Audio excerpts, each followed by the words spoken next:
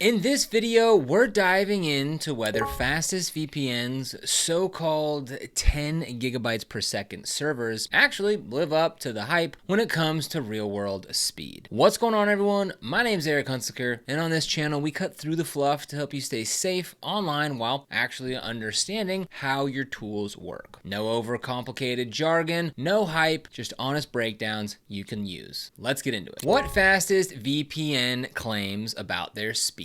So FastestVPN has been promoting their new 10 gigabytes per second servers lately. And that sounds impressive, right? I mean, 10 gigabytes per second is a ton of bandwidth. But let's be real for a second. Most of us aren't even maxing out a fraction of that on our home internet. The idea here isn't that you'll hit 10 gigabytes per second at home, but that the server itself can handle more users without slowing down. According to FastestVPN, these servers are supposed to improve stability, lower latency, and keep things running smoothly even when demand is high. Now, that all sounds great, but how does it actually perform when you connect from a real device on a real internet connection doing real stuff? Before we ran our speed test, we took a step back to look at what infrastructure FastestVPN has in place. Their newer 10 gigabytes per second servers are now available in several key regions: the US, UK, Germany, Australia, and Singapore. These are big hubs where speed matters, especially if you're streaming, gaming, or downloading large files. They also say these servers help reduce server congestion and improve connection times, which should mean fewer slowdowns during peak hours. Again, sounds good on paper, but let's not forget, VPN speed isn't just about the server's potential. It's also about how far you are from the server, how busy it is, what protocol you're using, and what your own connection looks like. How we tested FastestVPN's 10 gigabytes per second servers. For this test, we kept things simple and realistic. We used a wired gigabit fiber connection with no other devices competing for bandwidth. Our goal was to remove as many bottlenecks as possible that weren't FastestVPN's fault. We tested multiple servers in different locations: New York, London, Frankfurt, and Sydney. For each, we ran several speed tests using tools like speedtest.net and fast.com. We also tested actual download performance by grabbing a few large files from different websites. And finally, we tried streaming HD and 4K video through different services to see if any buffering kicked in. To make the results more useful, we also compared speeds using different VPN protocols. FastestVPN gives you options like IPv2, OpenVPN, and WireGuard. WireGuard is known for being fast and lightweight, so we wanted to see if it lived up to its reputation here. The real-world speed results. All right, let's talk about what we actually got when we fired this thing up. On the New York server, using WireGuard, we hit speeds around 720 to 810 megabits per second down, and 180 to 200 megabits per second up. That's actually really solid. Latency was around 10 milliseconds, which is pretty much perfect for gaming or video calls. Switching to OpenVPN on that same server, we dropped to about 300 to 400 megabits per second. Not terrible, but definitely a noticeable hit. Upload speeds were a bit more consistent, around 150 megabits per second. In London, we saw a similar pattern. Strong WireGuard speeds between 650 and 750 megabytes per second, with IPv2 slightly behind. OpenVPN continued to lag behind the other protocols by about 40%. Frankfurt and Sydney both held up well, but with more variability depending on the time of day.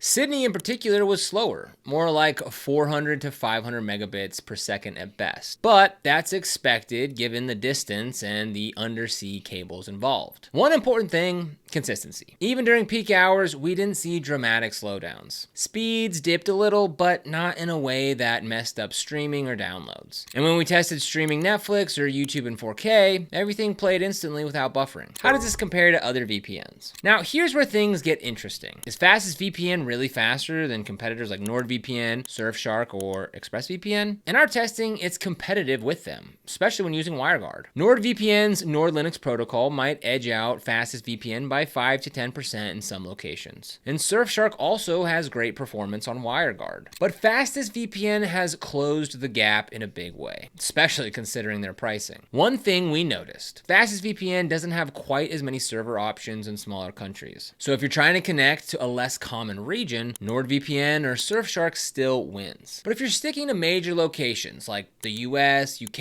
and Germany, you'll be more than fine. What about everyday use? Speed tests are great, but what about just using the VPN day to day? We tried using FastestVPN with things like video conferencing on Zoom and Google Meet, downloading files over BitTorrent, uploading large media files to Google Drive, online gaming sessions on Steam. In all of those cases, the connection was stable, responsive, and fast enough not to get in the way. The one thing you might notice is slightly increased ping in online games. That's just the nature of using a VPN. But with the WireGuard, the increase was barely noticeable. We also kept FastestVPN running in the background for a few days while browsing, watching YouTube, scrolling social media, and doing work. No hiccups. If anything, it was easy to forget it was even on. Can you actually max out the 10 gigabits per second? Not really. So let's be honest. Most home users aren't ever gonna see 10 gigabytes per second speeds. That would require insanely fast internet, super low latency, and zero bottlenecks on your end. But that's not really the point of the 10 gigabits per second servers. What matters is that these servers can support tons of users without slowing down. It's about stability and capacity, not just raw speed. And from what we've seen, FastestVPN's network does a good job at that. The newer servers handled our connections with ease, even when switching between devices or testing different protocols. And they've definitely leveled up since earlier versions of the service, which were honestly a little shaky. So is their 10 gigabits per second network legit? Yeah,